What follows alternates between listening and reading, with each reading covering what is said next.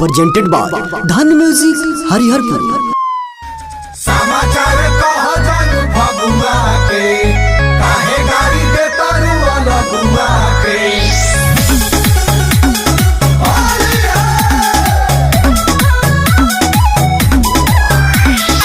आप देख रहे हैं धन म्यूजिक की शानदार प्रस्तुति।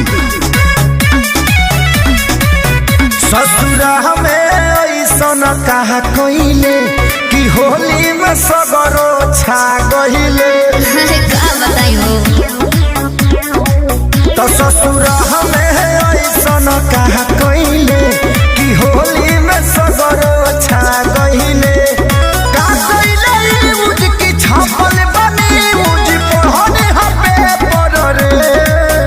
सुना किरणवा डोलस है पर रे भइल बानी होली में रे पर रे।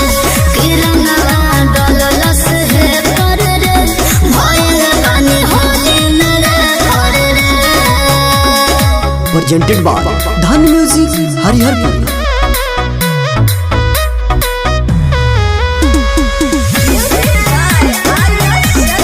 आप देख रहे हैं धन म्यूजिक की शानदार प्रस्तुति।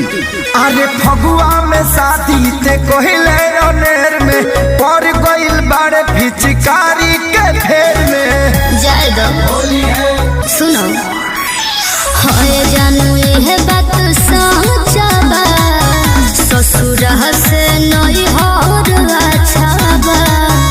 अरे फगुआ में शादी ते कोहिले अनेर में पर गइल बाड़े पिचकारी के फेर में। बंदी पथरिया में रहे अनहरिया की बारा रहे फेर पर रे। बलनुआ डोलस है पर रे भइल बानी होली में रे पर रे। बलनुआ डोलस है पर रे भइल बानी होली में रे पर रे।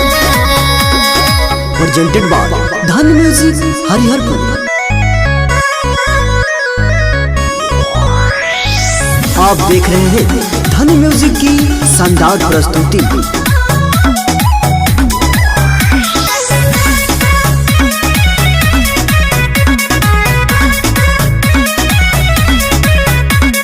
कृष्णा पे दर्दी खेसारी के रंग में सोनू विवेक यौरिया के संग में।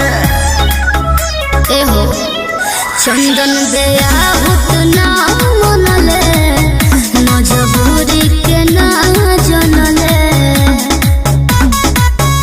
अरे कृष्णा पे दर्दी खेसारी के रंग में सोनू विवेक यौरिया के संग में। खाली तोरा लवा खेलले बाकी पेन्हिसली पर रे। बलनुआ डोलस है पर रे भइल बानी होली में रे पर रे। बलनुआ डोलस है पर रे भइल बानी होली में रे पर रे। प्रेजेंटेड बाय धन म्यूजिक हरिहरपुर।